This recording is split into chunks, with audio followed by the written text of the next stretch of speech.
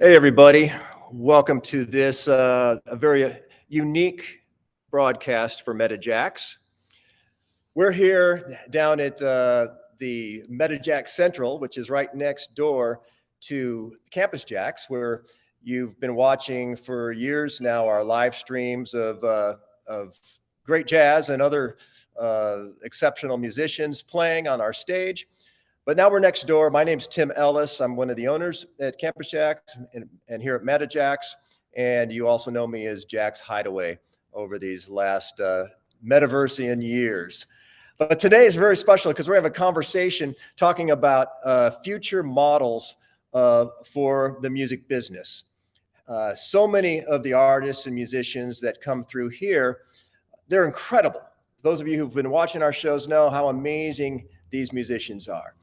And yet, for many, it's still a struggle to make a living. That's going to change. That's changing even now as we're sitting here. And we're fortunate to have just some really brilliant minds who are working on these problems, solving these problems, part of other communities that are working together to really bring value back to artists and musicians, to the creators, where that value belongs. And what a great conversation to get in on. That's what we're going to be talking about today. And it's going to continue tomorrow at around this same time. We're getting a little bit of a late start today, but that's all right.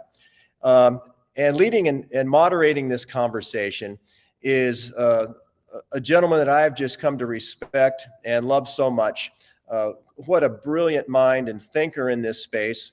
And he's been working on this for a long time, an early Bitcoiner from, really back to the Satoshi times.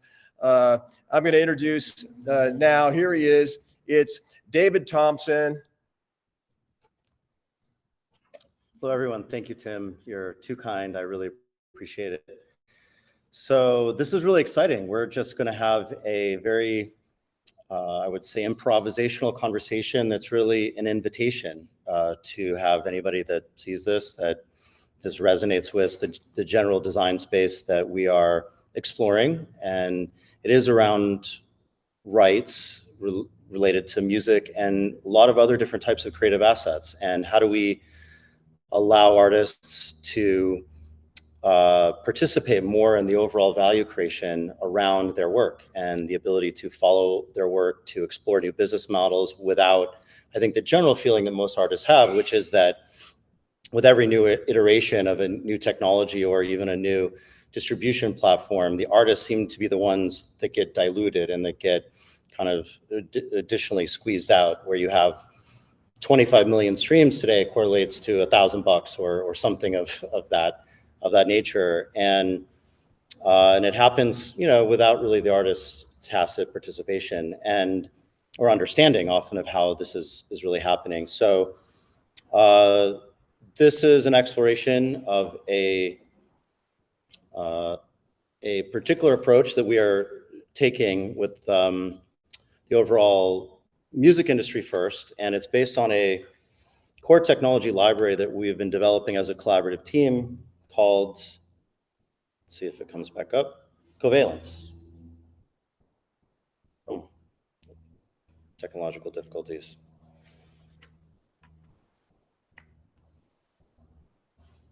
Yeah, we'll have to keep your screen awake. Oh, is that what happened? Mm-hmm. I see. I'll just keep hitting It'll shift be back. into like OCD style. But we can improv. Yeah, we can totally Yes. improv. So, well, actually, what I'll do, let's see. Can I share my screen on here? Let's see here. I have a trick for We'll you. get it. Oh, stay. We'll move. Do you have a trick? You have tricks? Okay, and maybe this is basically the way I was going to structure this, is just go through a series of tabs on my web browser and just kind of tee up what Covalence is. The website is covalence.space, www.covalence.space is really the landing page and the entry point for this. And then what I was going to do is just take you through, as you can see, a browser with a certain number of tabs, and I'll narrate where we're going, and then we'll introduce all of our panelists. We'll do a quick intro, and just dive into a nice open conversation, freewheeling. And I'll set the tone by being freewheeling in my presentation here. So covalence, as we see, it's about enabling scalable allocation of value. And roughly speaking, this is you can think of it as a cap table for collaborative value creation. And so a cap table is something called a capitalization table, which is used typically in valuing private equities and private capital within companies and other types of assets. And so the library itself is intended, we're using a specific category of technology, a specific class of encryption called fully homomorphic encryption that basically facilitates privacy preservation across various different calculations. And we'll get into what all that means. But before we dive too deep on the technical side, just for a high level framing of the why do we need this? Well, as we see in my browser session here, if you search NFT security in the news, well, we're seeing a lot of instances of the SEC getting involved now with NFTs. Like stoner cats. Like stoner cats, right at the top. That's a big one. It's a big one right now. And what does that mean? Well, the SEC is coming and saying that these are securities, and implying that these are presented as investment offers for general folks. And well, on the one hand, it's a beautiful idea to democratize capital wealth creation instrumentation. Part of why the SEC was invented in the first place had to do with protecting people and making sure that people can essentially afford to make these types of investment risk, but also to track, everybody's playing by the rules. Mm-hmm. And so, unfortunately, a lot of folks have tried to change the rules, but they've done it in a way whereby they're often skirting around some of the original premises for the need for regulation in the first place. Okay, so then we have another tab here, which is NFT royalties. And so another thing in the news is that NFT royalties are, here's the second link here, are music NFTs dead after OpenSea abandons resale royalties? So what are resale royalties? Well, it's essentially this idea that if you own an asset and you have the right to subsequent revenue streams related to that asset, that you are due a percentage of that. Now, this originally came from the idea that artists should get a percentage of second sale royalties. It's a fair thing. If the price is going way up, why not honor the original artists or stakeholders that were involved with the pre-production and creation and maybe even marketing of the NFT. What often happens is, as we've seen, because there was a lack of resilient standards around this, and also it was implemented a lot of different ways, a lot of different platforms, and it wasn't fully decentralized in its implementation. As a result of that, it has allowed just NFT royalty fees to be dropped without really any, having to ask for anyone's permission, just basically instituted as a central change to these centralized platforms. Okay, another thing to add to the mix is generative AI.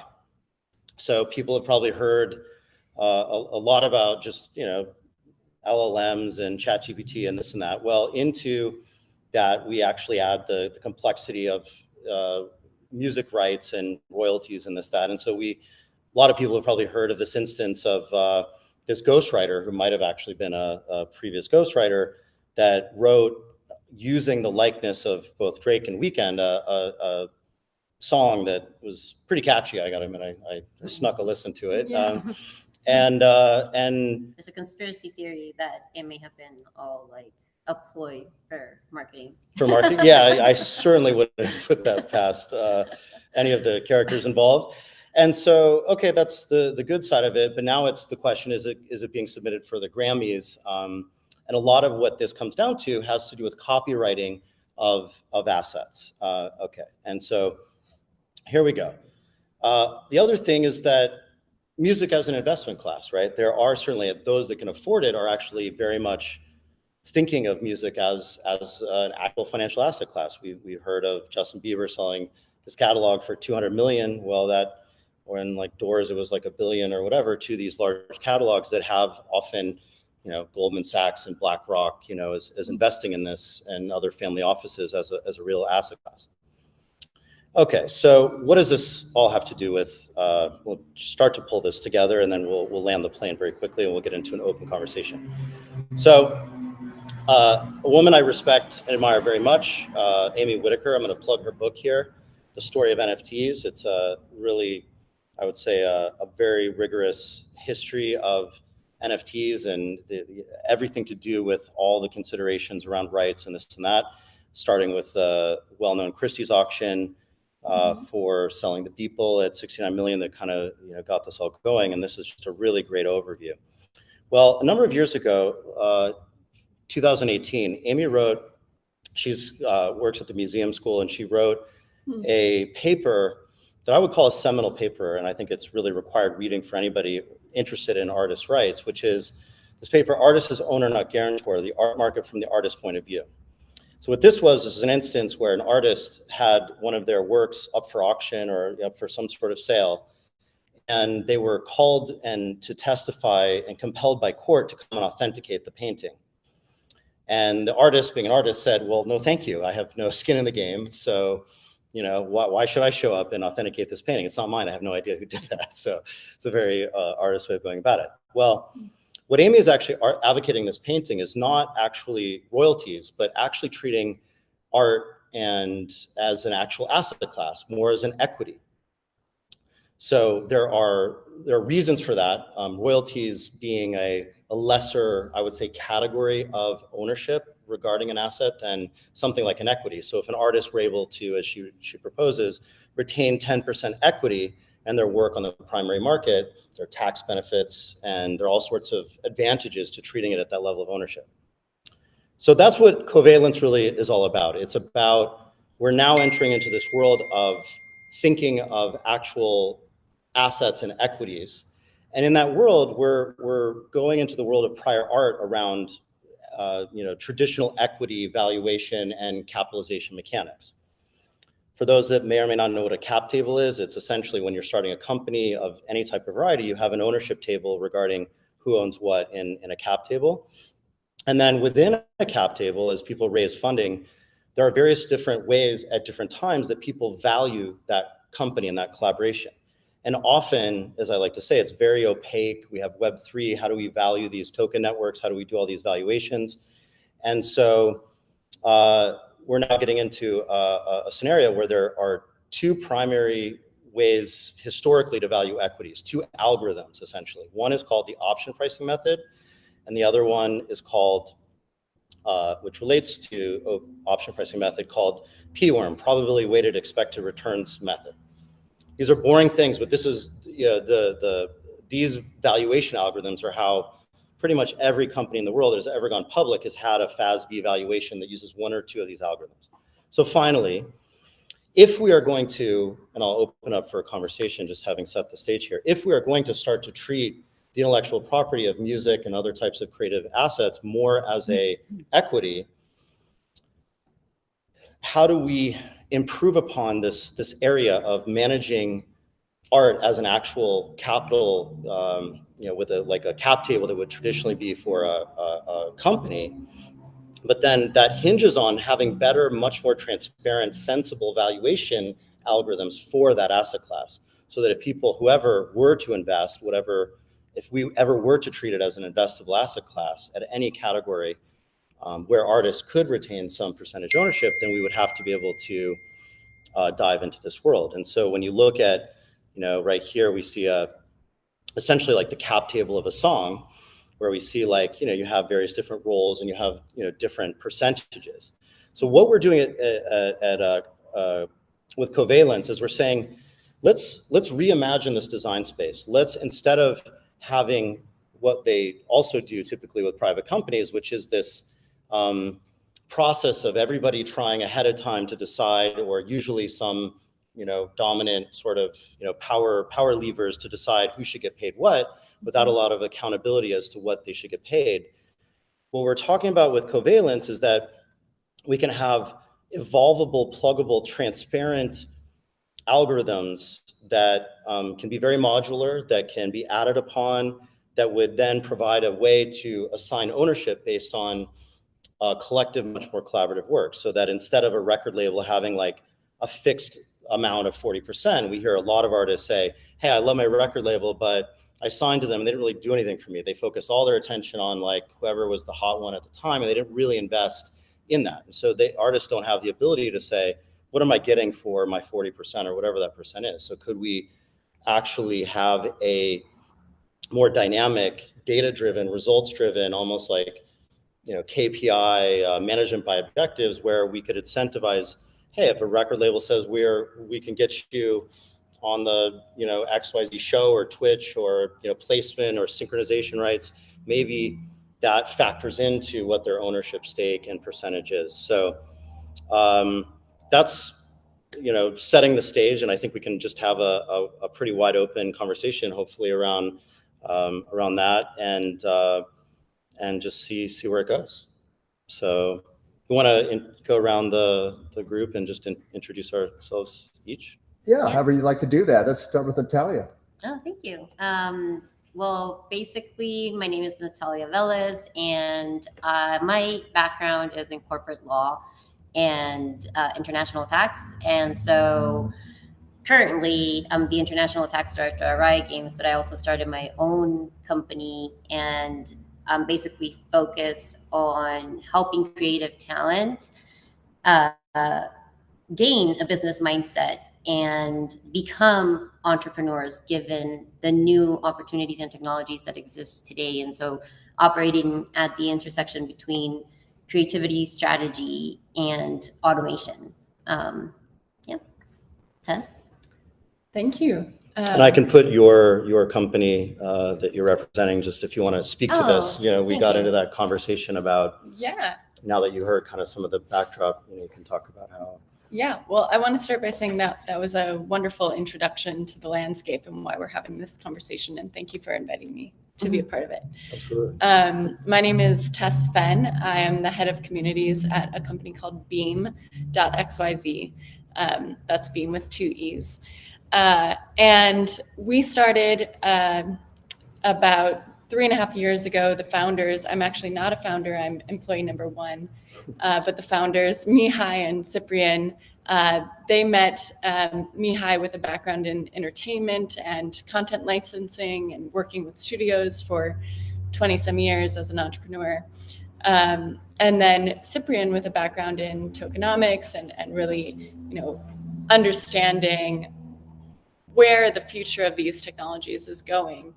They collaborated together on this vision of a decentralized media ecosystem that would support creators having a much more direct relationship with their fans and being able to control how that relationship plays out and how it's monetized. So they brought me on to kind of evangelize this product and help it unfold in conjunction with what the community wants and needs. So I've really been on a quest the last 2.5 years that I've been with the company to understand the needs of creators, whether you're a filmmaker, a musician, or you're just a curator who has a vision for a certain type of media that should come together. I met last week with a person who's really passionate about UFOs, and there's been some UFO movement in the news recently. So curating a channel really about this kind of media and news and having conversations about that shared passion. So Beam is here as a toolbox to work with, again, creatives, curators, entrepreneurs to develop their own channels to directly interface with their fans and community. These channels are utilizing video on demand. Think of like a Netflix or an iTunes, something of that nature. And then live streaming. So we're live streaming to you right now. I wish we were using Beam, because if we were, Next time, we'd be able to. What are we thinking? Yeah, we'd be able to share our screen, chat directly, invite people up on stage so we can have, back and forth conversation with people while we're live streaming. Perfect. Sounds great. We'll have to do that tomorrow. Yeah, exactly. Well, we're just meeting, so no hard feelings. But I love the idea of something like a Campus JAX, Beam site, as we've said, Pitching live. pitching live. Yes. Well, what you're going to see are a couple examples of creators that we've worked with to create their own white labeled sites. So this one is an example from a filmmaker named Miguel Faust, who is a Spanish filmmaker. You know, he won lots of awards for a short film and kind of had it sitting on the shelf. But the idea was much bigger than the short. So what he did was evangelize and utilize the assets he had from the short film project. So using Beam's technology, he was able to host really cool global screenings of his short and have conversations from the director's point of view and bringing his initial actors and sort of the people behind the creative vision to have conversations with people about the longer vision of developing a feature-length film. Does Beam content live on IPFS, or where does it? Thanks for asking. So we have a couple different options. One, which is a more centralized storage. We just call it Beam storage. But then you also have the option to upload your content via Arweave or IPFS. Okay. So we kind of give it the power of deciding where it should live to the creator.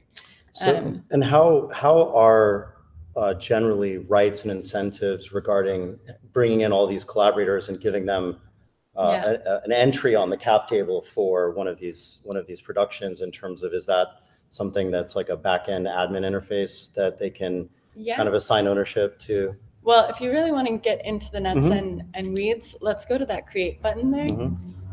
Go to create an event, or upload a video, kind of similar function. So you got your email or wallet option. So first sign in. It gives you an option to sign in with your wallet. Give us your password, please. with an email. So we're really, hoping to be a bridge for people who are not yet fully comfortable in the Web3 space, but want to explore it. Sure. You can start off A good Web completely 2.5 option. This is a different. Correct. The email is a great way to to do you that. have options of how you want to. I don't have. Yeah, mine we that- actually. How many streamers are on Beam right now? What's the?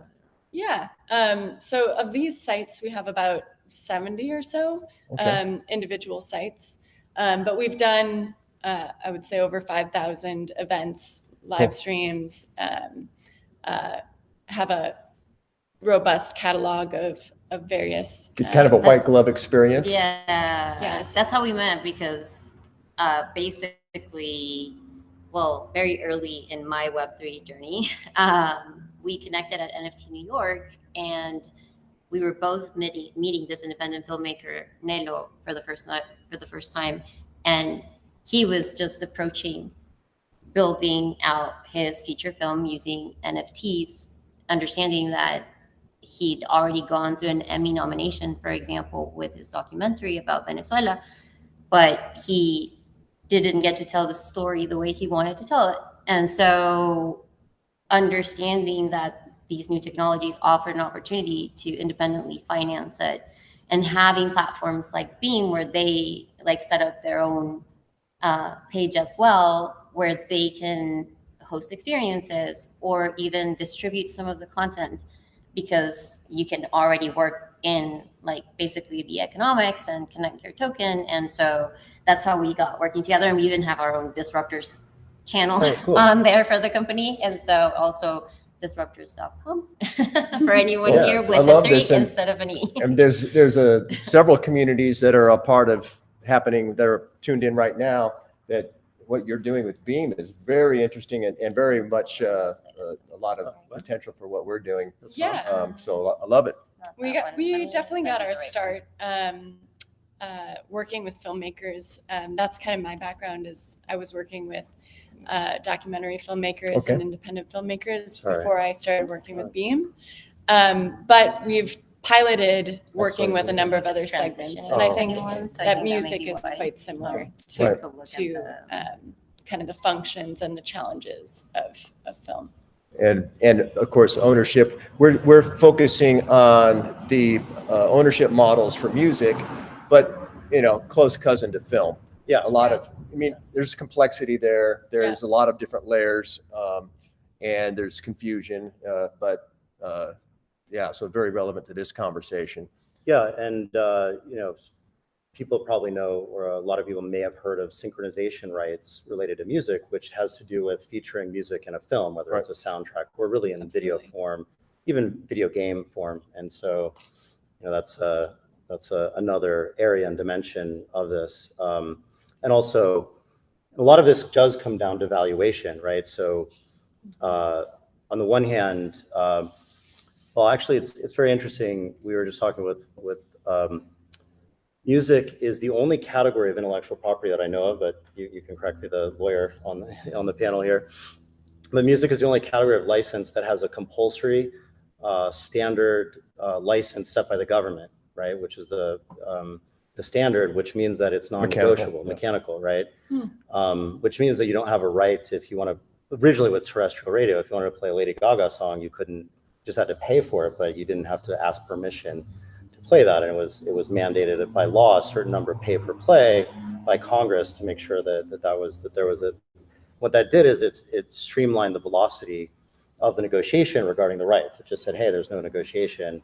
We're dictating it by law. But it's kind of like similar to like the concept of how like YouTube evolved in terms of how they set the terms and conditions, because they had like I don't know, you know, kids putting out videos that are using music that hasn't been licensed, and how do you deal with having to go against all of these content creators that may be even kids, right? And so it's like grouping them, but it's part of the problem, right? Because then they go into this like broad framework of a negotiation that may not meet the basic needs for some of the people involved in producing that music, for example, just because of the very nature of how the system is set up from the bottom up, right? Because of that opaqueness in or the way even that I think based on how the power dynamics work today, how that intellectual property is developed, right? Because you have instances in which you may limit creative talent to say this is a work for hire, and so therefore it's a fixed fee that you get paid for your creative input. And then because I have the financial muscle to make your beautiful idea into something commercially viable, I get to keep a big chunk. And without profits, exactly, right? and without the leverage. I mean, a lot of times if you can't afford to say no, you know, you get, this is just the way that might makes right, and there isn't just any way.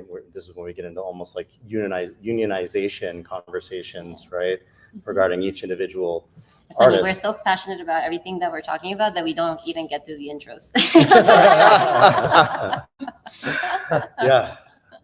Well, I'll go fast since as the host here, at Campus JazzFest during the pandemic, we pivoted hard, went hard after live music experiences. And so in the last 3.5 years, we've live streamed over, you know, almost 600 shows now. Some of them pre-produced shows, most of them live streaming live shows, and with incredible artists from literally around the world, but predominantly from the Los Angeles jazz scene, and but from, you know, New York and other parts. Last night's artist here, Rosanna Eckert, was from Dallas. We've been blessed with you know, artists representing over 150 Grammys in these last several years. And then we launched MetaJAX as kind of what I call the unlabel, a label of diminishing return, where the music and the artists become greater, and the fans that share ownership with them ultimately should be able to take out the label itself. And so one of our first projects was with the great Arturo Sandoval, and we got a Grammy nomination for that project, Rhythm and Soul, this last year, and actually going into the Latin Grammys now here November 16, where Arturo will also receive a Lifetime Achievement Award from the Latin Grammy Recording Arts Society. Anyway, that's what we do here. We live stream all the time. Every Thursday night, Incredible Jazz, most Sundays, and other times, any day of the week. Campus Jax itself is open every day, except for Mondays, and so live music's happening all the time. So that's what we're about, and we're finding our value in really in tokenization models. We've been experimenting with NFTs for almost 3 years now, and continue that exploration. I say we're in the crypto lab here with music. And that continues tonight. During this MetaJAX, our third annual Crypto Jazz Festival, what we're doing differently this time that we've never done before is we're not only tokenizing the songs, but we're also going to take the stems. We're going to make the stems NFTs as well, so that those of you who are music creators can use some of those stems to make derivative work, because why not? So, I mean, we're talking about some really incredible music being created, and why not take some of that music at a granular level and turn it into something in your hands. So anyway, join us tonight, 7 p.m. Pacific. You'll right here, wherever you're watching us, we'll be there again. And Dave, that's where we're at. Yeah, and I think that is an amazing opportunity to experiment. We're going to have a panel, I guess, tomorrow where we will talk about ragtag, which is related to covalence. Covalence is kind of a library that we imagine being used in ragtag. Ragtag being a standard for decentralized asset ownership. And so part of the challenge at the end of the day is that if you don't have clear expressions of rights and ownership, whether it's about physical property or intellectual property, that pretty much always impedes economic development and opportunity, independent of whether some people are getting screwed or not. It just holds back this amount of economic development. We'll talk a little bit about that tomorrow as well. But yeah, so the idea behind covalence is that we're starting with a small module, and as we're building this out and the requirements for it, we have a few, I would say maybe half a dozen or so potential users of that library that could then incorporate it. So for example, if Beam were to say, hey, rather than kind of having a proprietary way of expressing all of these rights in a way that you have to depend on us and our continued existence in a way that's not auditable, we can have a SDK, if you will, that would allow you to manage that on a simple level, but then also with variable dynamic incentive mechanics built into that. So right now, a lot of these the general problem, I would say, with the cap table, whatever we're talking about, is that we are talking about a fixed pie, and we're talking about slicing up the pie. It puts people into a scarcity-oriented mindset, winner-take-all type of mindset. And what ends up happening is when people are negotiating it, they're trying to at one point fix something in a percentage pie that they're trying to evaluate.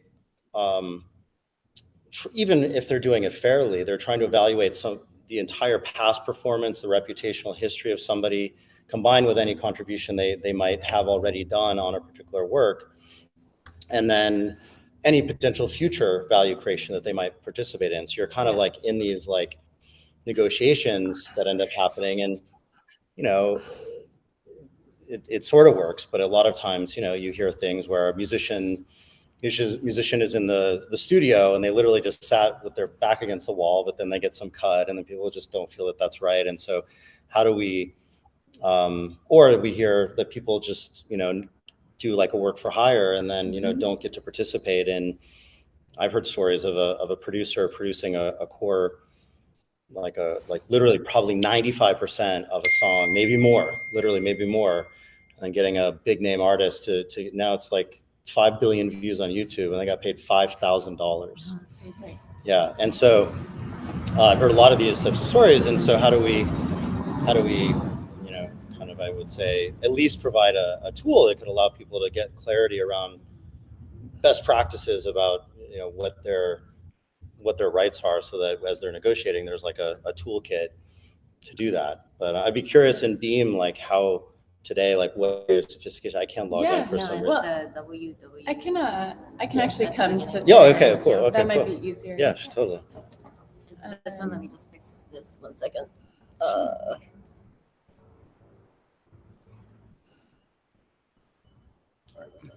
Sorry. So Do you want to, Natalia, while you're doing that, do you want to introduce disruptors, or you mentioned it a little Yeah. bit, but maybe Oh, you hand it off since you're. sure.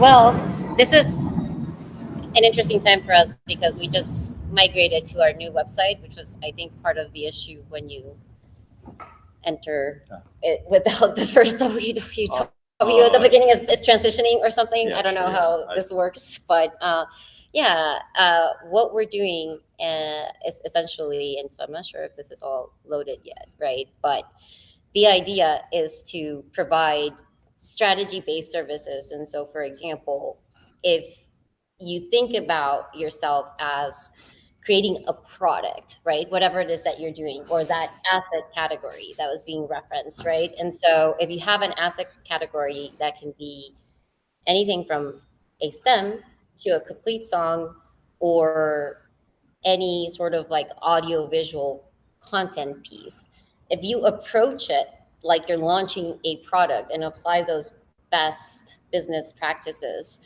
then it's more likely that you'll get to a position where you can monetize that, right? Because you'll be applying like the natural business concepts around like marketing, building like the distribution channels or partners that you can basically create affiliate programs with that will use your products or things of that nature. And so it's building, what we're doing specifically is building guides, resources, curating tools, because it's also scary, right? Right now, I think like the problem has shifted. Before, people didn't have access to information and schools are expensive. And so getting to the best schools in the world was like basically not an option for a lot of people, but now education is free. Basically, you can get anything from any of the top universities in the world. And so now there's the opposite problem. I feel like there's an overload of information, and and creative talent in particular, I think the challenge is their entire career is built around them focusing on the creative aspect of things and having other people deal with anything that is business related. And so naturally, they don't have a business mindset and don't even want to deal with it. And so it's working against them now. And the idea is like, well, it doesn't have to be overwhelming, and we can curate tools based on their audience and market that can help them navigate these challenges. And game plays and that have existed now for years. It's not like there's an infinite amount of ways to monetize creative work. We know what the ways are, and so it's helping them set it up and understand them from the very beginning so that they can have a more successful career and ultimately end up in a world that in the future where there's cultural richness and original content, right? Because the way we're doing things today is not conducive to that type of world. And so that's why these sort of discussions excite me a lot. So I'll hand it over to Beautiful. Tess with Beam. Here, you want to switch? Yes. We'll switch in the process. But Natalia, I agree with your thesis that, I think it's a very antiquated and limiting belief that creatives aren't also business people or entrepreneurial, and vice versa, right? Mhm.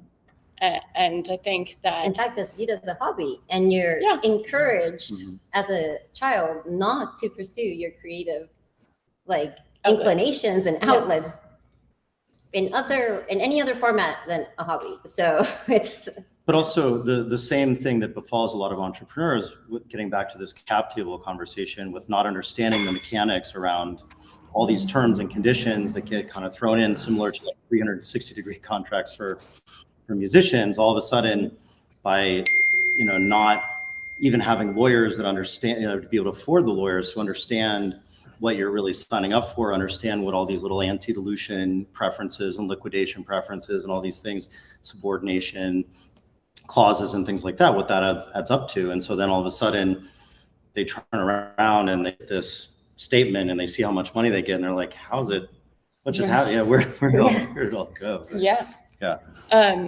I mean, I've heard over and over as we've been launching Beam that that it's too much to ask. That it's too much to ask for a creative to be their own enterprise, to be their own platform, right? That there are reasons why studios exist, reasons why streamers exist, all of these things, and I think that can be true. And I also think that artists are already the CEO of their own career. And so this is really formalizing them and creating tools to help them continue to be that driver and to be able to track and be in charge of their own career trajectory. Sweet. And who they're creating content for, which I think also shapes what kind of content you end up creating. I think it's the key. Is something asleep? There you go. All right. Cool. Let's see. So, I mean, This works, I think. all right. You're in? Mine? Gotta get this better for tomorrow. Oh, There we are. I can keep pontificating while we figure out the. Yes, please. There it is. There we go. When we do our live streams Here. on your channel using Beam's technology, we'll just share a screen on the same, so we don't have the screen behind us and next to us. Hey, See, well, It was a This good is the idea. thing. It was What a are you good doing idea at tomorrow? one point. what are you doing tomorrow? I can be here. But the thing is that people are always crafty, right? So Beam is a set of tools that people are used to using, but just from 12 different places, right? Like we're used to setting up an Eventbrite, and then once you have the Eventbrite, you're used to using StreamYard to live stream a performance. You're used to then, let's say, having another technology to do donations, Right. or literally just passing around a tip jar, but that can't get tips from people overseas, or Right. things of that nature. So it's like curating and streamlining and integrating all those functions in a way that is accessible to creatives and like package. Why don't you log in while we still have the so signal? we see it as a bit of a Lego box for you to build the pieces that are necessary for you, interesting for you, within the video and live event landscape. Kind of reminds me of a little bit of HubSpot. I didn't realize that that's you. On the in the picture, picture. that's me. Hi. Yeah. During a screening of Coyotito, which we already talked about. So this is our community hub, which basically, kind of works as a watering hole. Anybody who's using Beam technology, you can say, make my event public, and it'll be available on our Beam Community Hub watering hole. There are also these kind of Beam 101 videos where you can learn a little bit more about how to use the tools. So you see some of our past events here that have happened. I'm going to go in and go to create. Should I create an event or upload a video? For example, for the event for tomorrow here. Yeah, we could do a live, exactly. Let's do that. Yeah. So let's set that up. I'm going to log in with my own email here. It's. You have to give us your password too. I know. This is my my Beam HQ email, which is my old email.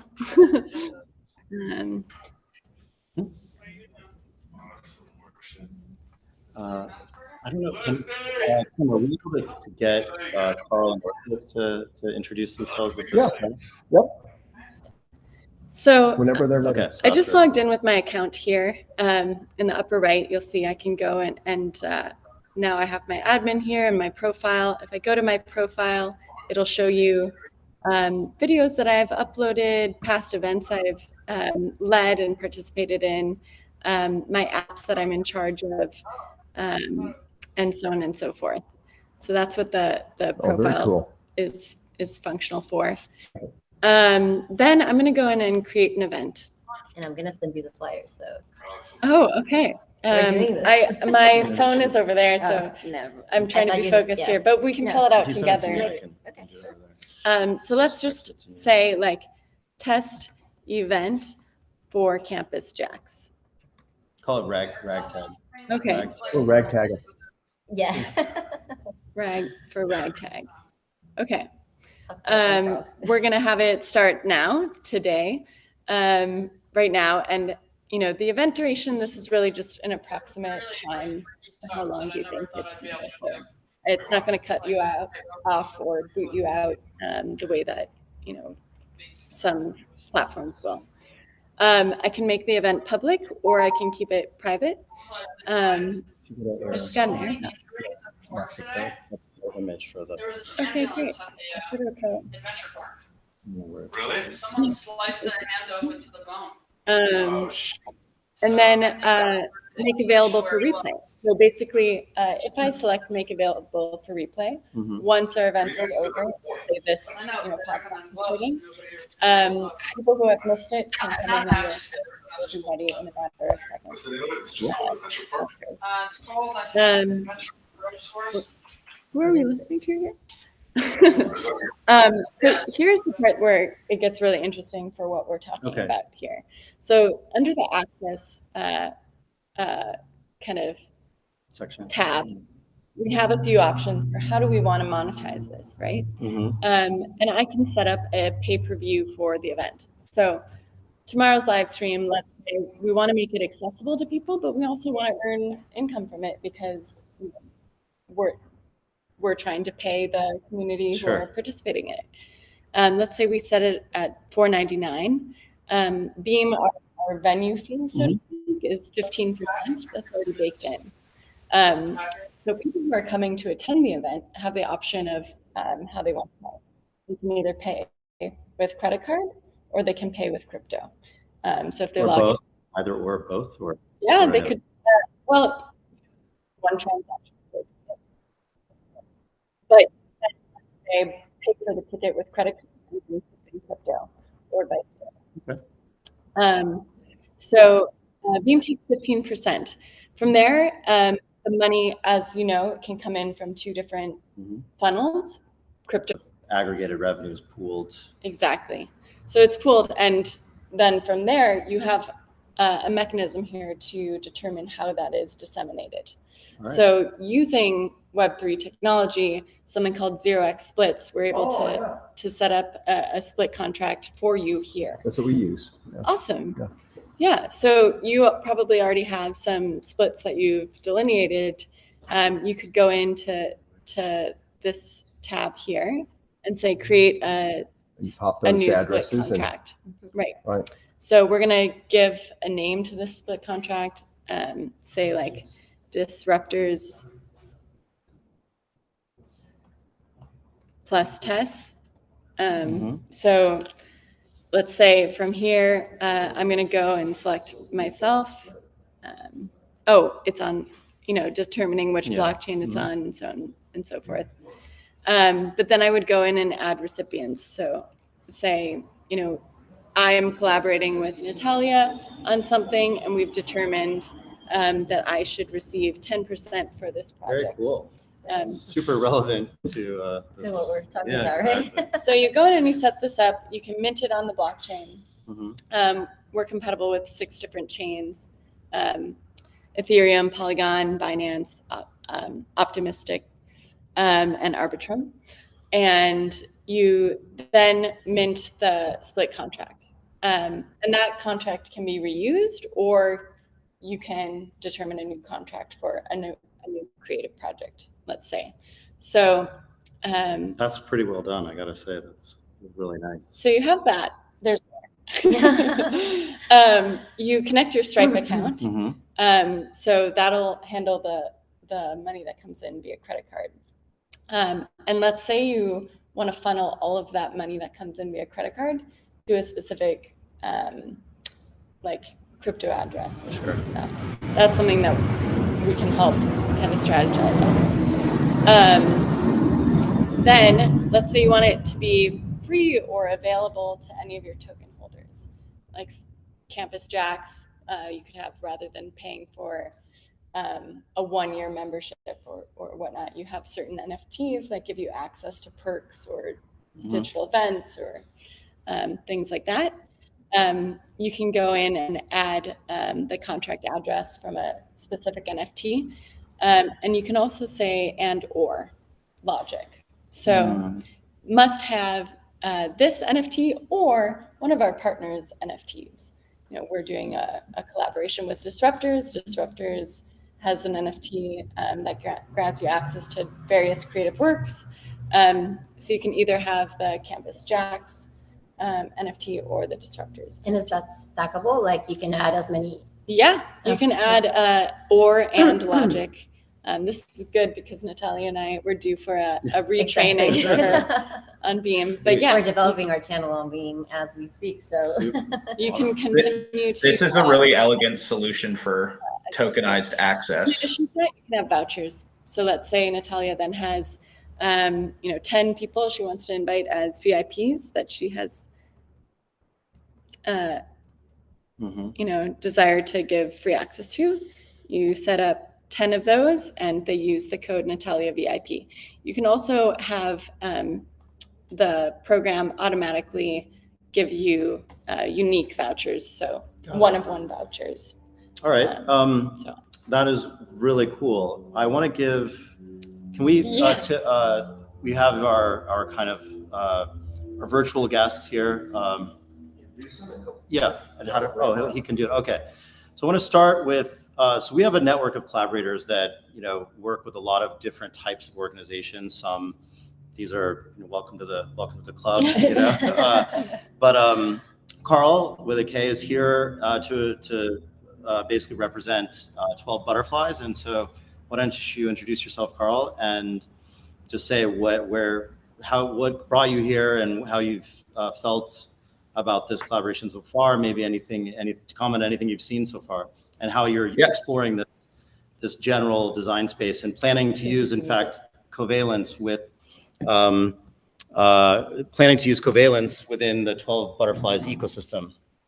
Absolutely. And I just as a quick note on Beam, that's like one of the more elegant uses of token gated access that I've seen, where it's like the community, the Web3 has been talking about, token gated access for like years now. And this is like, it's nice to finally see an implementation of this in a way that, like, in a use case that makes sense, in ways that make sense. So watching this demo, I'm like, finally the space is like is achieving what it's been talking about for years.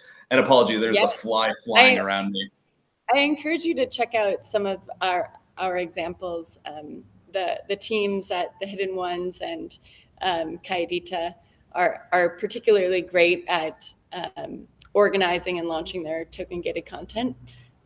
So I'll share that with you later, but thank you for those words.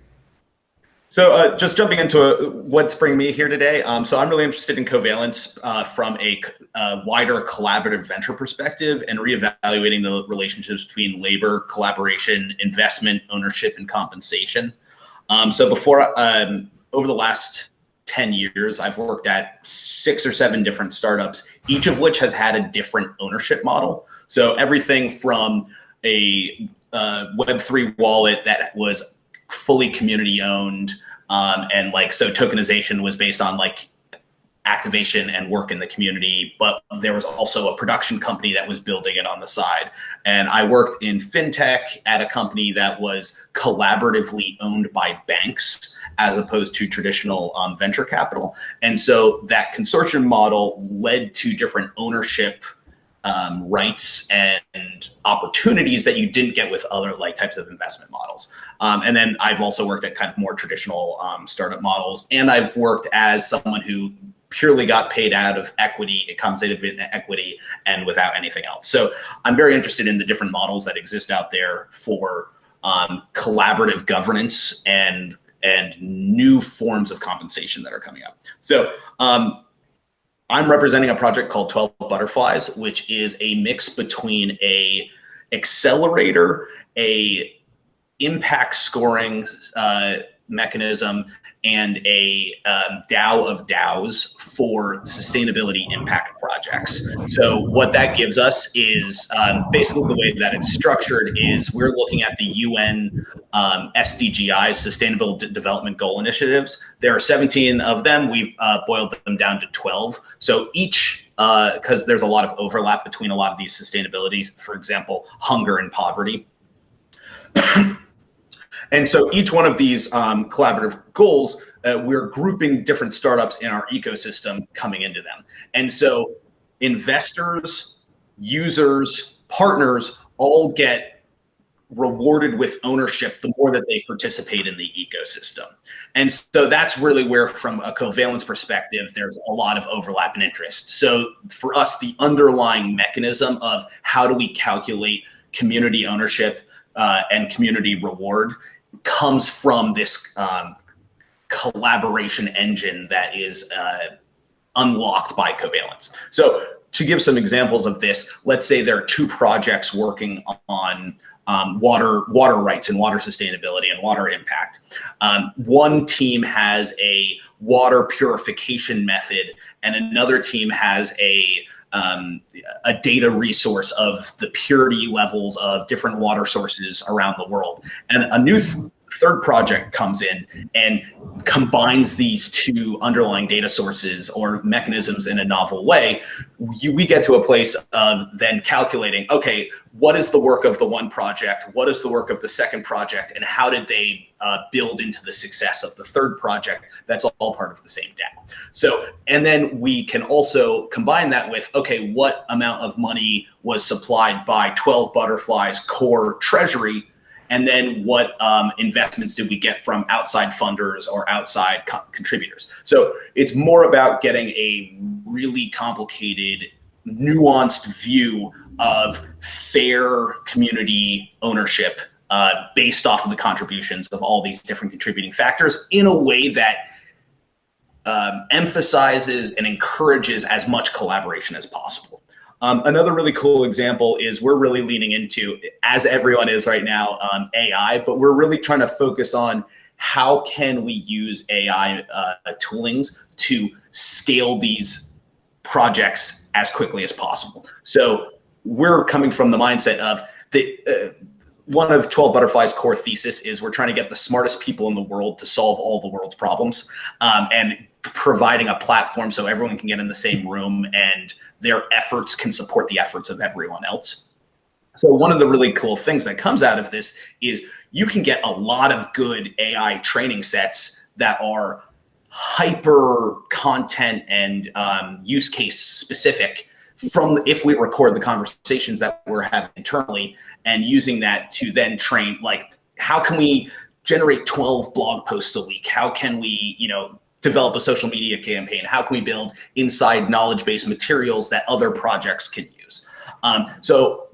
But at the same time, we want to make sure that work is fairly compensated. So the person who is having the conversation that is going into these training models or is writing up a bunch of documentation that can be used by other people to spin up websites, how do we take the look at the work of that, tie in the work of the AI models? Because there is work that comes from the AI. There's computational resources, there's the training, there's the infrastructure that you have to set up. So, but calculating, all right, what percentage of the work is coming from like a generative AI? What was the level of human effort and expertise and work that went into training this? And then, who's the person that's using this in the way to generate lots of content that can then better scale the ecosystem? So from this, we can use Covalence to calculate the underlying equity of, especially when we're drawing from a bunch of different sources and we're using something as difficult to compute as AI's relationship to labor. How do we make sure that everyone's fairly compensated for the work that they're putting in?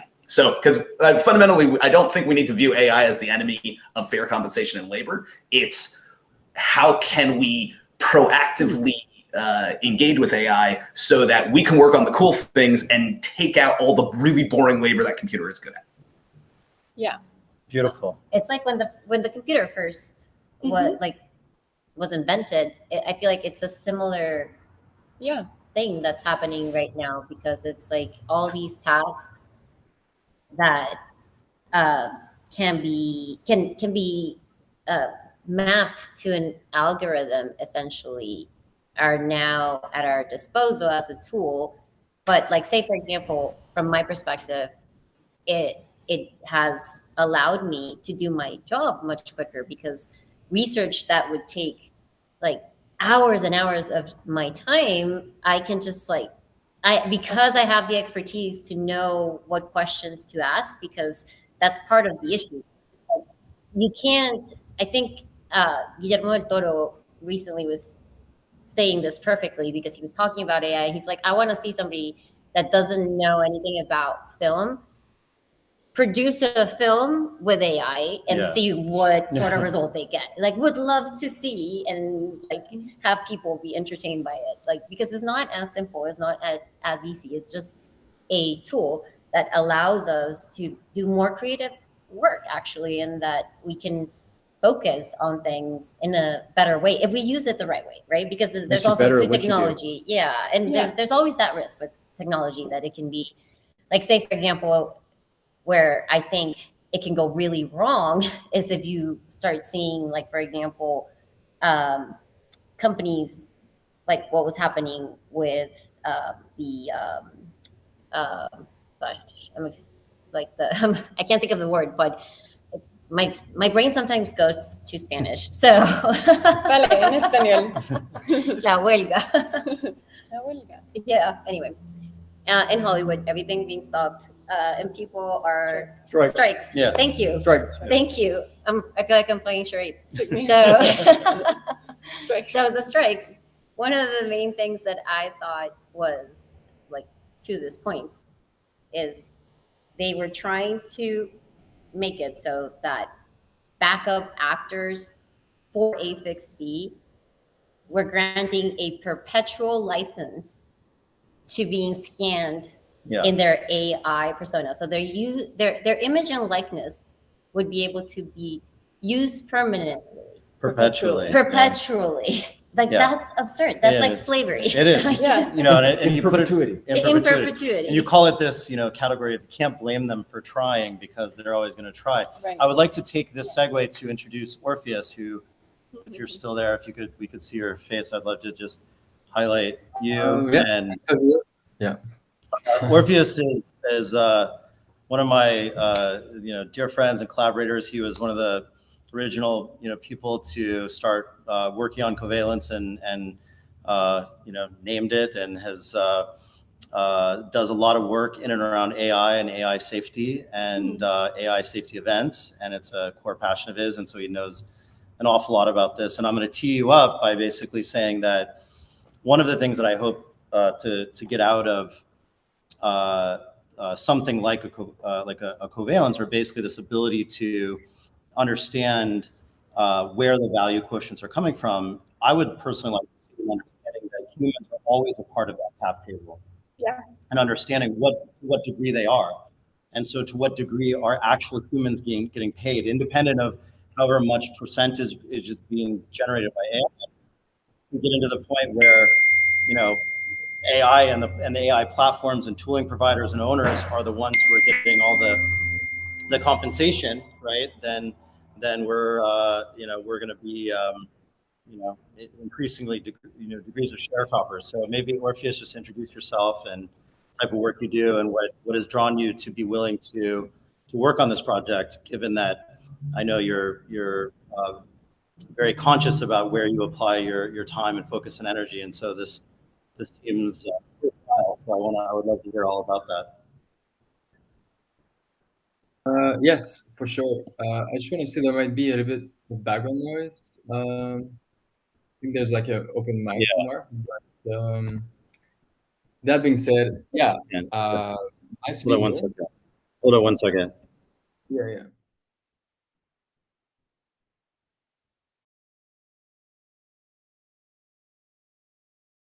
There's like this background noise.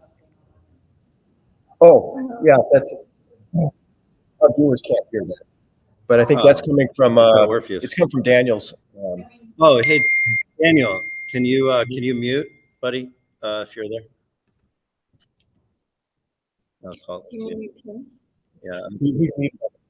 no, I know, but let me just, it's just distracting. Let me just try to call him. I wanted to say about the strike, or Wait, one second. Or can we boot him? Can we boot him?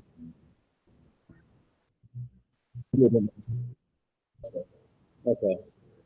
I'm gonna boot him. I'm gonna get the boot. Yeah, it's distracting. I can't.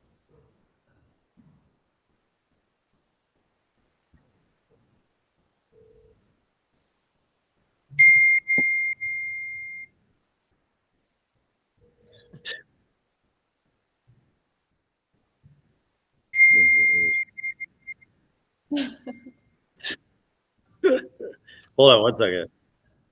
Can you mute? Oh, sorry. I think they were doing math homework. Hey, Daniel, can you hear us? Can you mute? That's our bunch of filters, but I don't know where the ones are here. All right. They're on. Okay. I think so. Hold on. Underneath. Can you boot him? Can we boot him? Missing.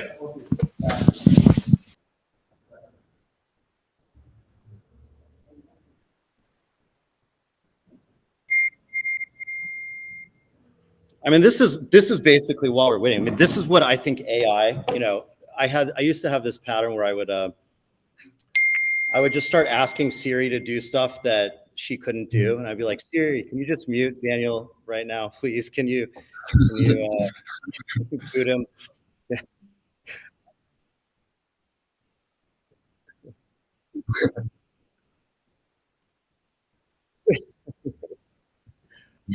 I mean, I think that's the future, is just like context awareness of interfaces so that it understands like the exact context. Okay, where did everybody else go? We're back. They're coming back. I guess we took a little bit of a break. Forced break. Oh,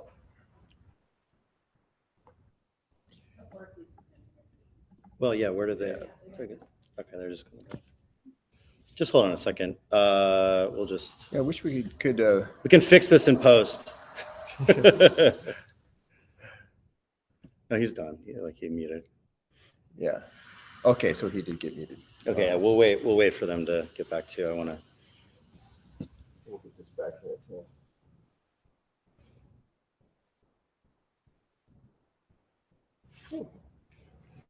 All the idiosyncrasies. Definitely, we can fix it in post, as they say. We're not gonna put this one up as is. We'll do a lot of editing of the. But hey, Easy and Felons and Elbow, man, thanks for hanging in here with us. Good to have you here. Oh, are they? Oh, there are other people on too. Oh Lord. Viewers. Oh, there are. Oh, okay. Audience. Oh goodness. Wow. All right. Good. But they're Yes, well, casual. They're casual. Yeah, They've all hung here jamming, before. You know, we're all just having a good time. But that was actually one of the things we'll talk about as I continue to tee Orpheus up. Is that there's another one of our collaborating group members is this platform called Hard Drive, and it's essentially everything a music creator needs. I'm happy to give them a plug.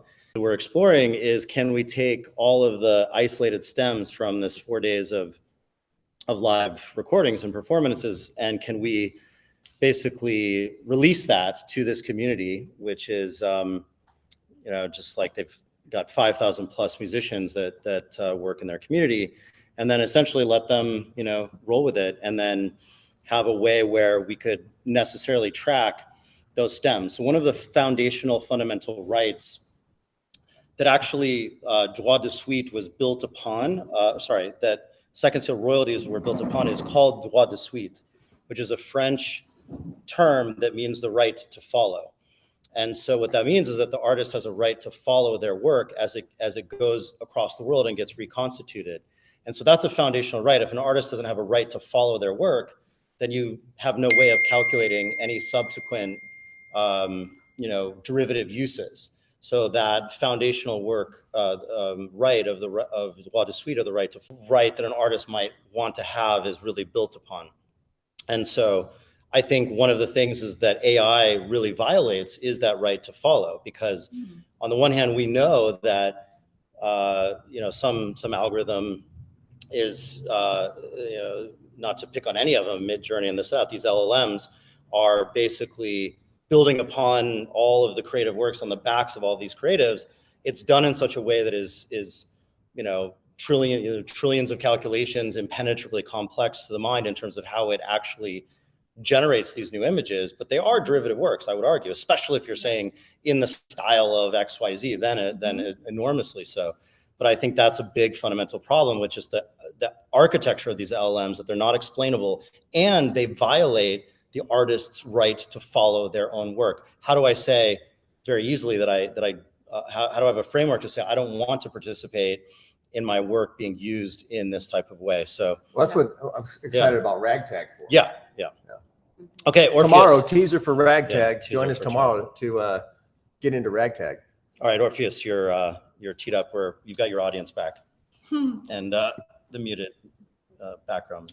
Hey, yeah, I can say just a few words about myself while we're here. First of all, thanks for putting this up. I'm Orpheus. I'm essentially interested in building software at the edge of technology, and so far it's mostly been in decentralized systems. On the other hand, I'm also interested in the safety of AI, and currently I'm building a new company that is organizing research events and building new software tools for the research community. And I think finally I'm interested in new institutions of democracy, prediction markets, and so on. And that has brought me to Covalence.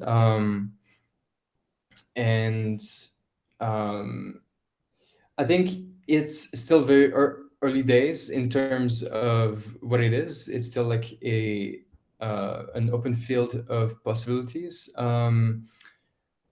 But I believe that it can bring forward new mechanisms and ways of thinking about collaboration and valuation and the distribution of value. Essentially, if anyone in the audience would like to contribute to Covalence, you can go to www.covalence.space and there find more information. Just in case you want to do any kind of contribution, it can be like, technical contributions, or it can be animation, or it can be like music or anything.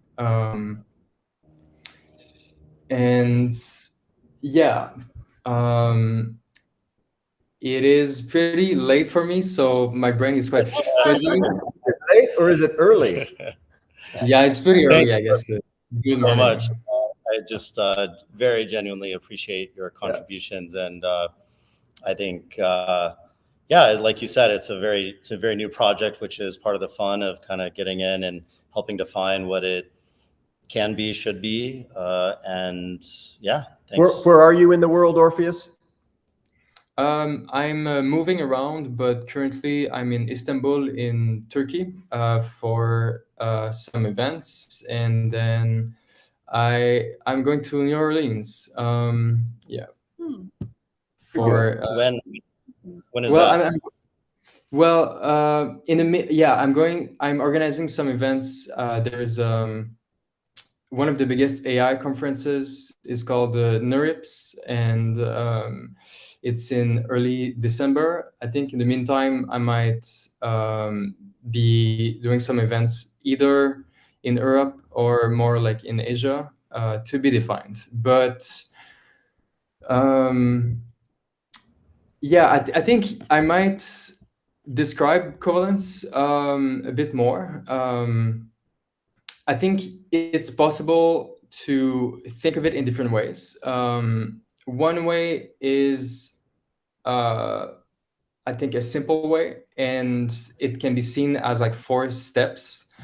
Essentially, you can think of it as a group selects together a valuation model, like a way that everyone's sort of like evaluations, thoughts, and feelings about each other's contributions will be put together and construct a cap table, or like a distribution. We call them code tables. So it's collaborative tables, as opposed to capitalization tables. Yeah, and so we can think of it like quite simply. It's like a group selects a way to generate these code tables, and then the group will engage in sharing their evaluations on what everyone has contributed, and it can be done privately to not be subject to problems of like being judged by others, or like having a strategic behavior. So the possibility of doing so privately allows new things, allows new behavior, essentially. And after the group shares their evaluations, or shares their personal data, essentially about a project, or the valuation model will integrate all of it and distribute the value. I know it's a bit of an abstract description, but and it's also like not a complete description, because it's also a tool that can be used in many different ways, and so it's better to think of it as a framework, or a flexible tool set than like a single tool and a single methodology.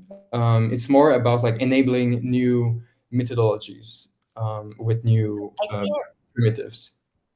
Like I see it, I don't know if you would see it the same way, but I see it like a framework, like you're saying, like to build a pie, because you always ultimately, whatever business you have or whatever product, like you always have a pie that you're dealing with that is capped at 100%, and that creates that mentality of scarcity that you guys are talking about, right? So that's why I think what you're saying, Orpheus, makes so much sense. And ultimately, if you make that dynamic, that framework, based on a series of elements that are applied today through multiple different types of theories, you could have that sort of like building blocks type framework that you just can deploy to determine how your pie is going to be split up.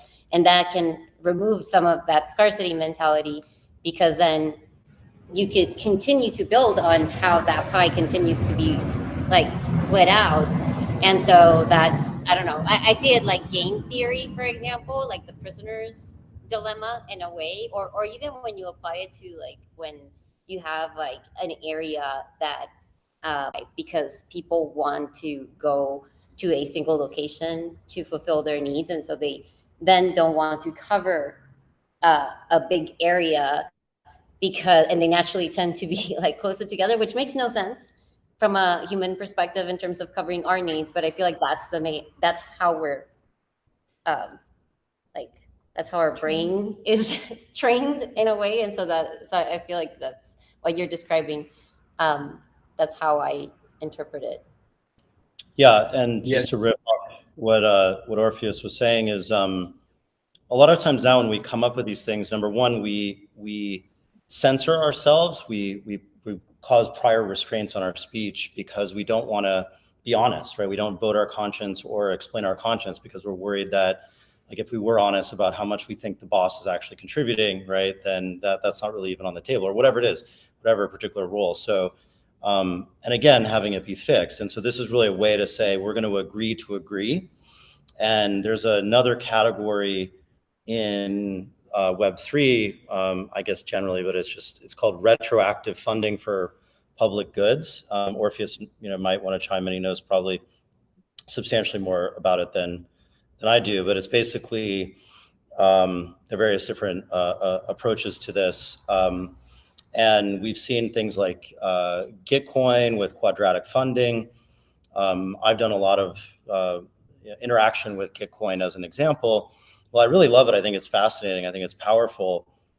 Part of the challenge is that it's very static. It's not very dynamic in the sense of there's just one algorithm. There's one way that this is being apportioned, and it has the intention behind quadratic funding. For those that are familiar with it, is basically you're trying to allow smaller dollar, kind of a little bit of a popularity contest to kind of give like a weighted, much bigger kind of tranche of funding based on smaller dollar contributions. You can let people invest a buck or $10, and you can kind of get this big windfall for some projects based on just who is giving more $1 to $10 denominated crypto contributions. But again, that's just one mechanic. And within that, there are all sorts of problems that I have with it as well, having gone through a few rounds of it.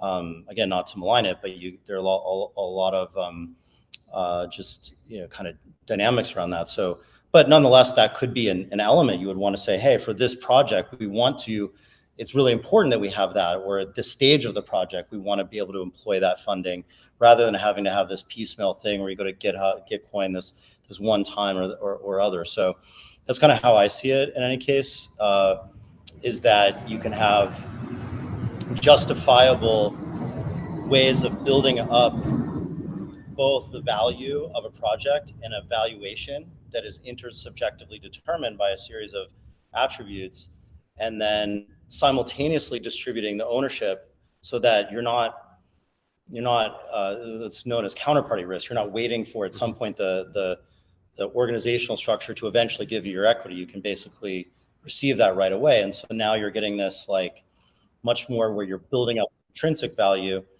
in an equity style. You're kind of more generating in a real-time experience. Yeah, and instead or near real time. And instead of like crypto, which is magic internet money, making money out of nothing, right? What we're doing is we're sort of saying, well, companies are always generating money out of nothing when you're talking about equity. What if we can have a way of doing that way more efficiently in a way that it's explainable, super efficient, pluggable, modular, and evolvable, and context specific and dynamic, rather than this kind of one size fits all approach.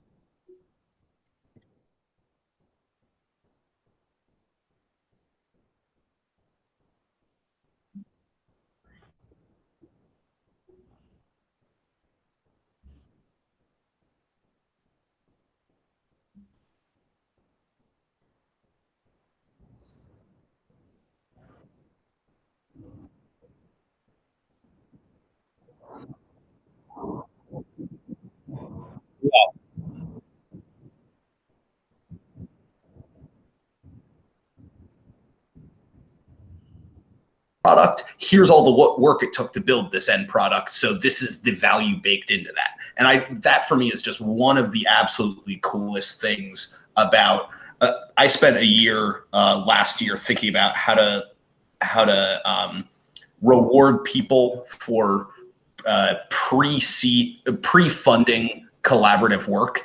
And so, but this idea of adding this new level of, in the process of tracking it, you're actually building up the valuation as you go. It is such a novel concept for this. That's exactly right. If we can see the screen here, I don't know, this is just kind of to reflect what Orpheus was saying. This is just really early days example of how you would build up this value. You would track basically, did I say test? Yes. Test. Yeah. So everybody that's touched and participated in it, in the project, you basically want to, track, number one, the who collaborated, the order in which they contributed, and then various different events and actions that were related to it that were considered measurable effects on building up this value, and then tracking different contributions of certain types, right, regarding what is considered valuable in the context of this, writing code, making introductions, writing wireframe diagrams, certain specific types of things in Figma or whatever it happens to be. And it might be different for different stages, like not to say, hey, in the beginning, hey, it's a potluck, everybody show up, and if you have ideas or, want to riff on something or get inspired, sure, just share and share away. Other times as you get further on, you want to be really narrow and constrained around the very specific things that you're trying to incentivize. And then you have various tools that are used where you track certain actions within those certain tools that are considered, units of account of measurement. And then what you do is you then go from tracking all this stuff in a certain way, which, by the way, if anybody who's been a part of starting a company, you usually show up and you have to do an IP assignment of like, okay, what are we bringing? Like there are domain names and all these things. And usually there's an incentive at that time to, kind of fudge it and make it as low value as possible because you don't want to see a taxable event, right? But what we're talking about here, because we're talking about not tokenizing equity necessarily, although that could be, one of the applications of it, we're talking about tokenizing collaboration and ownership, right? So you're really receiving, just a consideration for involvement. And then as you do that, you then build up an equity value of the project. And in this instance, we're talking about in some sense an open source library. And for those that spend time looking in the world of open source business models, there aren't a lot of really good open source elegant business models that get aside from certain problems that are very known and well known in the open source space, such as the initial creation side of the software is not often is sort of put front and center, and then the maintenance side of it is not considered as valuable. So then all of a sudden you have these like really valuable libraries where you have like a couple people maintaining it as a side hustle, and then you have it billions and trillions of dollars, or depending on a certain bit of code, and that value is not being recognized. And there are a lot of companies I know that are approaching that. But what if we can build up that value and make it composable so that anytime, and as far as the licensing and automating that license, so if you bring in a library, if somebody were to bring in the Covalence library, that would be a transaction, right? And there would be an implicit valuation that, by the way, wouldn't necessarily initially be a cost. It would be increasing the value of that other project because it had the ability to license it and because there's a known valuation. So it really flips this model about getting people to think in terms of on a cost basis and say, no, we want to collaborate. We want to incorporate other people's work because we're all like a rising tide is lifting all boats every time you're incorporating. And isn't Covalence itself imagined to be a tool that facilitates that composability, that process, that it, somehow absolutely with the Orpheus and the other geniuses under the hood, really finding the mechanisms to make this tool really simplified, because so that as a UX, yes, we're able to, it just almost, it almost does it for you. Right. It can't do it for you, but it almost does. Right. And so to beautiful point, right? Where like what I just described was a pretty complex algorithm on the surface, where it took me a couple of minutes to describe it. Getting back to here, valuing securities using the option pricing method, it would take me a lot longer than 2 minutes to describe the option pricing method. Okay, it's based on like Black-Scholes and these kind of arbitrary things. But nonetheless, I mean, to be clear, every single company in the world is going through this sausage machine of the current cap table structures as it is, and then these valuation mechanics Which- that are, largely ignored. Like if you were to show up at a VC and say, I have a FASB valuation for my company and I paid this valuation analytics company, and I was like expecting them to pay attention to me, they would literally not invest in my company because I spent 10 grand on a FASB valuation. That would be disqualifying on its, on its face, because they're kind of right. They're like, what do these valuation services companies have about that? So what we're doing is sort of saying, by virtue of the collaboration itself, we're building this up, first of all, as an intersubjective agreement amongst all of us that are on the code table that says, hey, we are investing essentially our creative capital, cultural capital, social capital, intellectual capital, political capital, maybe even sometimes actual capital, as we're building this library up. And it's more respectful to the value creation process, like in general, which I think is also like a direction in which a lot of the like cross-border governmental organizations are trying to rack their brains around. How do we make it so that there is like a fair distribution that is based on like a functional analysis, meaning like, what are you really bringing to the table? What value did you create? What assets did you contribute? Or what risks are you taking on? Or like, what is it that you're doing that is representative of the value, right? If you're considering that pie. And so I think that this makes like way more sense than because this doesn't exist today. I feel like there's this opaqueness where you have to rely on these economic, because it's a subjective experience. Exactly. But the more layers of complexity or opaqueness that are added, suddenly that subjectivity is very, let's say, the subjectivity is subjective, right? Yes. And suddenly, so I have none of it over here. My influence is not very much, but over there, there's a tremendous amount of influence on those decisions, right? So to be able to peel those layers off, put it into the sausage machine, so to speak, that everybody has an equal chance at the grinder to work together, right?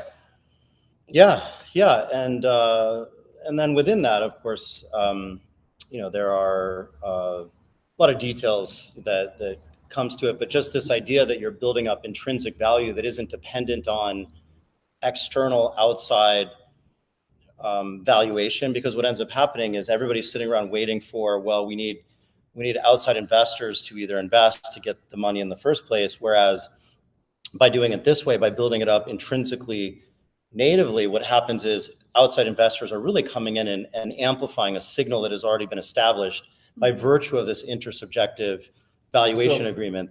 So you go full circle, and now to have a first use case or a pilot as a song. Absolutely.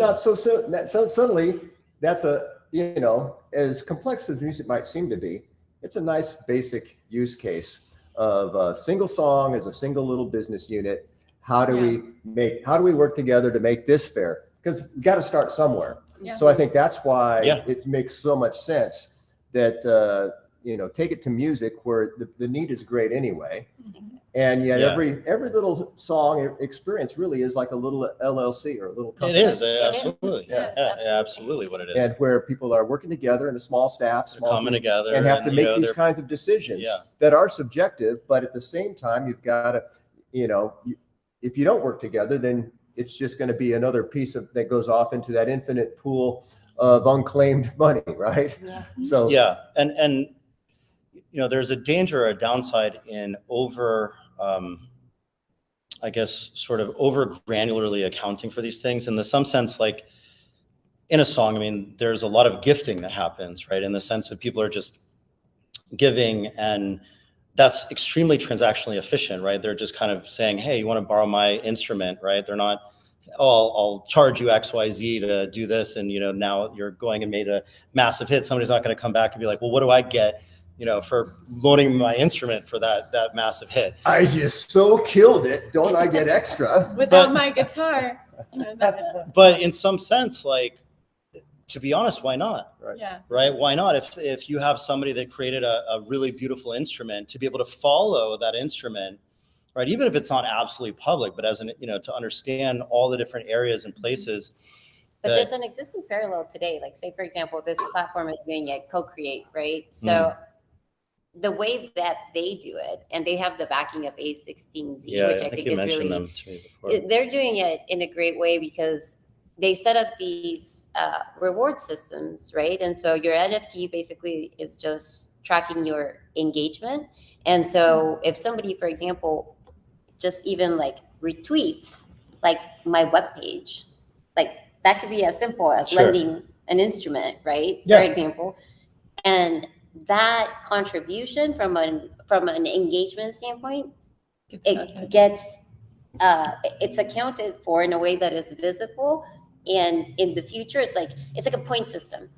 And the more points that you contributed, like basically the more value you contributed, and therefore the larger your reward should be. Right. And that's like part of that incentive. Absolutely. And I love that. And sort of how I would imagine is that I kind of desire to see those types of models systematized, because one thing that ends up happening is when you do set up certain incentives, when you do involve money and explicit incentives, it does change the way in which people create, or you don't know if they're doing it just for the love or the money, right? And that's an important thing where I don't think, for example, it's a good just general practice to say we want to incentivize people per tweet, and that type of thing. Now, to say that I'm a stakeholder and I have a very high level incentive that the project does well, and if I want to tweet or not, or if I want to tell my friend, it leaves up to me and my sense of how I use my own reputational.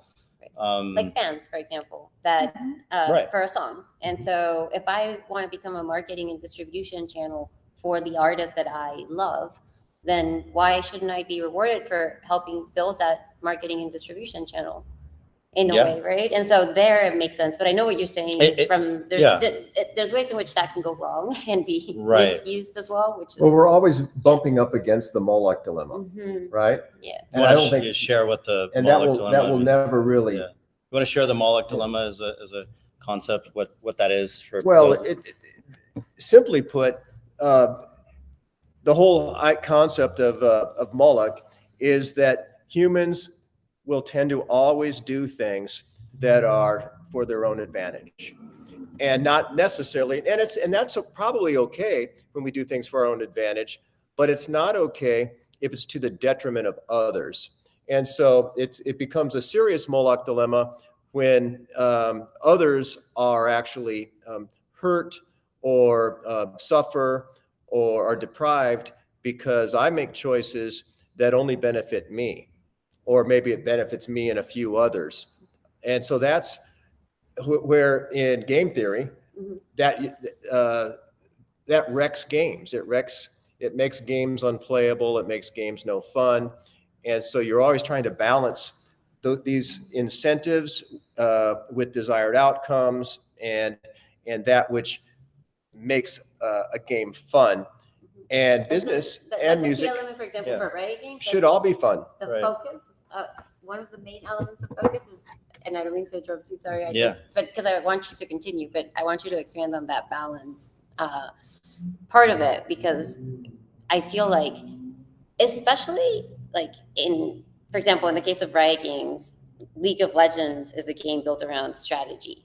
And so that's why it's been now I think 12 or 13 years that the game has been around, which generally that is a really, really long time for you to keep engaged millions of people around the world. Like today they have about 250 million concurrent players a month. Wow. Not easy to do. It's not easy to do because you have to I mean, when you think about what it takes to be constantly engaging that amount of people on a daily basis, essentially. And they've done a pretty good job of what I would say containing the grinder problem, right? So instead of just incentivizing things so that you just have, so you have the elite class exploiting the grinders, right? They've done a pretty good job of. It's because it's free to play. Right. Because it's what? It's free to play.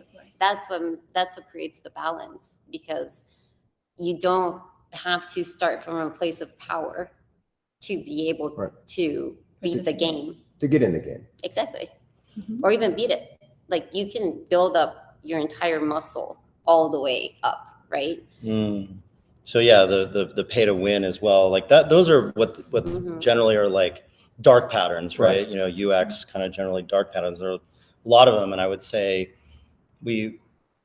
not a lot of there's a lot of, I would say, awareness about individual dark patterns, right? Whether we're talking about one game or whatever, but then when, especially with AI, since we're talking about Moloch, I think there's a much bigger issue of the meta dark patterns, like at the macro level dark patterns that we're seeing regarding, you know, basically self-assembling machine intelligence and, you know, everything starting with Social Dilemma, and now there's you know, Tristan Harris, and now AI Dilemma. They just did a really great video about this, where you're sort of, we don't allow people to harvest organs, you know, for profit, but we allow them to harvest the mind, you know, and the brain essentially for attention, and you know, for engagement, and to keep, you know, people addicted. And this is where, like, it's places like China, you know, they can very didactically kind of, you know, keep people safe, you know, by this massively strong central government that can take these very strong actions to say, okay, well, video gaming is just illegal for kids under this age, or they can only spend like 3 hours a week. And then it's sort of like, well, we're being penalized for our freedom. And they're saying, okay, well, you really like your freedom. Well, you know, welcome to, you know, all the dark patterns and things like TikTok that, as we know, they're differentially applied. You know, TikTok has very different algorithms, and we don't even know how they're different. You know, there's no transparency around how they're being different. And so the idea that you could have an individual AI algorithm that we think of ourselves in our brains as so strong and resilient to like manipulation and things like this, but our brains are just very fragile, and we all have blind spots, and we're all subject to these, you know, very, you know, the neuropsychology, and it's just very well established. I mean, look at people that get into cults and cult-like things, you know, QAnon and this and that. These are extraordinarily intelligent people that have just kind of practically lost to QAnon, right? And whatever's behind that, who knows? But that's just showing that, you know, the psychology is very people brittle. just want to belong. Yeah. Like people want an identity that they connect to, and you can call that a cult or a community or League of Legends. Yeah, exactly. Like people just want to connect, or you know, Louis Vuitton. Like that's the identity. I feel like it represents part of my personality, and that's why I like to wear it, right? Or like I respect the brand and the way that they're so creative, and so I want to be associated with that brand. And so for me, like that's the same, or a religion, or you know, whatever that may be, that collective of people that have similar beliefs. Well, you find your tribe. Exactly. And we hope that we find a tribe that not only feels good, but also does good. Exactly. So yeah, Mark Andreessen was on a podcast with Joe Rogan. I don't really follow them super closely, but I listened to that one because it's like top podcaster with the top VC or one of them. And it was a fascinating conversation. A lot of it was about AI. And Mark Andreessen made a really fascinating point where he was like, look, I actually think that a little bit of watered down cultiness is probably almost essential for a lot of our portfolio companies.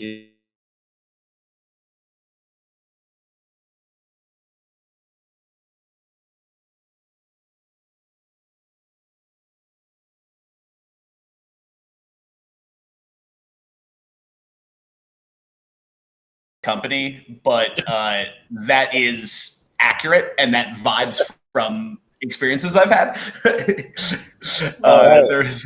It is a quote unquote family experience. Exactly. Right. And so I would say, like, one guy who talks a lot about Moloch is Daniel Schmachtenberger. Orpheus, you know, it's like would know a lot about his work, and he made this comment that the beginning that non-aligned to AI, with this issue of AI safety and AI alignment is like one of the hot button issues with respect to like the encroachment of AI really on human rights, human dignity, human health, human wellness, all these things. And it's really accelerating. But he makes the point that we already have a type of super intelligence that has been super non-aligned for a long time, which is the corporate form. And so what ends up happening is people kind of surrender their self, however many, hours a day or however it is, to this like, kind of thing that's greater than themselves, that they're channeling all of their life force into this thing that's part of their, number one, to make a living. But it ends up, especially for those that, have like a messianic zeal to create this new, brand and change the world and this and that. So then what ends up happening is you get that kind of culture of like a certain amount of, I would say, sociopathic extremism in some, or watered down versions of that at least. And that's, I would say, one of the issues I have kind of with the whole DAO world is that I personally don't, even just the word DAO, decentralized autonomous organization, or sometimes they DAC, decentralized autonomous corporations, for a while they were trying to call it that. It just intrinsically doesn't appeal to me. Like, I don't want to create organizational structures that have more non-humanly derived autonomy, or that aren't generally connected to the human experience and just human collaboration. And that's kind of where this idea of like returning back to just like, oh, we're a bunch of people collaborating, we're jamming, like we're all creating value together. Does it need to be some like company that we all need to get behind and start creating like a mini cult around type of thing? Like, is Covalence, is Orpheus the new cult leader because he's, created this Covalence project or whatever, that we Let's gotta- hope. The mayor. That's why But it's gonna be about the the concept mayor. of urban Oh, yeah, planning, exactly, making mayor. cities instead of corporations. Right. Because then the people that are appointed are going to be in service of the community. Yeah, And so I think a little more quaint than that. I think village. Village. Yeah. The village, starting yeah, point, starting the- blocks. right. To your point, like, let's start with the STEM. Sure. Let's start with the village. Like, where people coming together. Let's go back to basics, right? Like Yeah. hunter-gatherer mode. Guilds. Like, guilds, right? guilds. Which is, Exactly. part of the Artisans. artist guilds, in the artist Yeah. guild, we're seeing that being expressed, the power of people saying like, yeah, we're not just subjects of these big, greedy multinationals. We're just a bunch of, creative humans that are just trying to, without even knowing all the various ways that they're getting increasingly screwed increasingly quickly. They're more quickly and rapidly. So yeah, I mean, not to say that, that this is a solution to that necessary categories of contribution that should have certain minimums or certain, not to like channel Bernie Sanders, but like, if you,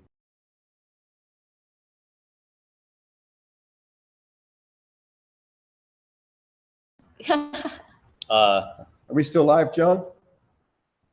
anyway, so, but yeah, like if you have these instances where like the CEO is making like 30,000 times like more than on a production, yeah. and they're not even directly involved in making the In production, the like, project, yeah. just because they own the, they literally own the corporation, and nobody else is really the owners. So yeah, I think this is all wrapped up, and I think NFTs I think we're hopefully at the beginning of the next, the bottom of the next S curve of innovation. So, the S curve you get like in the We're beginning. trying anyway. We're trying Yeah, anyway. exactly. And so, yeah, like, NFTs, like, I think they're cool. I think, but I think people want so much more out of them than they have been, and that they're kind of in their current form able to be. And so I think, I think this whole collaboration is awesome. Tim, thank you for holding space, creating space for all of these amazing jazz performers. We're kind of coming out here raw and kind of in the spirit of You guys hanging for the improvisation. Oh my for God. dinner in the show Yeah. tonight? All I right, am great. actually obsessed with the girl that is performing tonight Oh, because Tawanda? I love her. Like, I came yeah. across at the Disrupt LA event. No She was kidding. performing there. Oh, did you? and Oh, I you was came blown to away. Disrupt? Yeah, I was there. And it was one of the best events I've ever been to in my entire life. Like, it was incredible. Well, I thank was you. just blown away. Like, Thank you. That was you were behind that? yes. It was mind blowing. Like, so what's funny is because my company is called Disruptors, and because like we've done pretty well creating our brand, people were asking me if that was my event, and I was like, no, Might as but well claim it. no, I was like, no, I would not. Perfect. The problem Yeah. is like I am like a highly empathetic person, and so I always think like I would never want somebody to do that to me. So I was like very honest with people. I was like, no. Disruptors with a 3. But once I saw and was in the event, I was like, But if other people out there think that I was related to this, thank you, whoever's behind this. Well, now you are. How about So this? thank So, you. well, there you go. It's Have a it. That's so funny. And match so made in the when cosmos. I saw There you go. the link on the website, I was like, because I didn't know her name, I didn't know Right. anything about her, so I didn't know how to find her, and I was like, she's mind-blowingly good. So if you're still with us, join us tonight at 7, right here where you're at for Tawanda. Tawanda's a great story. You know, her very first professional performance was here during the pandemic in our parking lot. And, No kidding. literally, what was that? 7 months later, she won the Sarah Vaughan International Jazz Vocal Competition. Wow. She is Yeah. absolutely like. Oh, yeah, there she is right yeah. there. Yep. Yeah. And so an incredible band with her tonight. Last night was amazing, but tonight's going to be just another one. I mean, we're so blessed here to have the kind of music and experiences that take place here. So glad you guys could be here with us.